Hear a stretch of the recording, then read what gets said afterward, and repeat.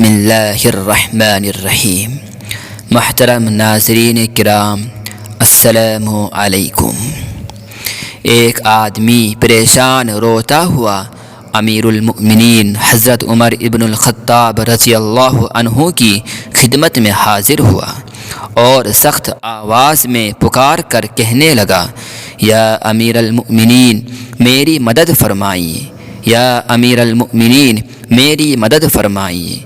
حضرت عمر رضی اللہ عنہ نے متحیر ہو کر فرمایا، ارے کس کے خلاف تیری مدد کروں؟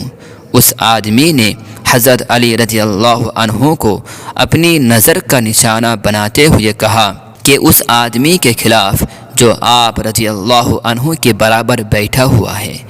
حضرت عمر ابن الخطاب رضی اللہ عنہ نے حضرت علی بن ابی طالب کرم اللہ وجہہ کی طرف دیکھا، پھر فرمایا، اے ابو الحسن اٹھو اور اپنے فریق کے برابر بیٹھ جاؤ۔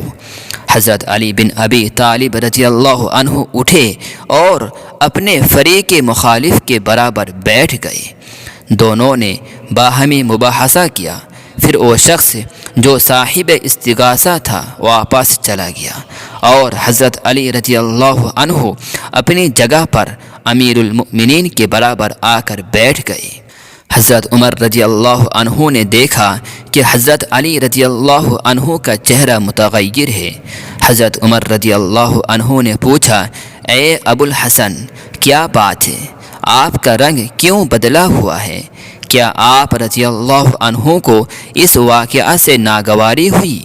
حضرت علی رضی اللہ عنہ نے فرمایا کہ ہاں۔ حضرت عمر رضی اللہ عنہ نے پوچھا، آپ رضی اللہ عنہ کو کس بات پر ناگواری ہوئی؟ حضرت علی رضی اللہ عنہ نے فرمایا کہ آپ رضی اللہ عنہ نے مجھے میرے مخالف فریق کی موجودگی میں میری کنیت سے یاد کیا اور کہا کہ اے ابو الحسن اٹھو۔ آپ رضی اللہ عنہ نے یوں کیوں نہیں کہا، اے علی رضی اللہ عنہ اٹھو اپنے فریق مخالف کے ساتھ بیٹھ جاؤ؟ فاروق اعظم رضی اللہ عنہ کا چہرہ دمک اٹھا، چہرہ پر خوشی کے آثار نمایاں ہو گئے۔ حضرت علی رضی اللہ عنہ کو گلے لگایا اور یہ کہتے ہوئے ان کو بوسہ دینے لگے، میرے باپ تم پر فدا ہوں، تمہاری وجہ سے ہی اللہ تعالی نے ہمیں ہدایت عطا فرمائی اور تمہاری وجہ سے ہی اللہ تعالی نے ہم کو اندھیروں سے نکال کر روشنی عطا فرمائی۔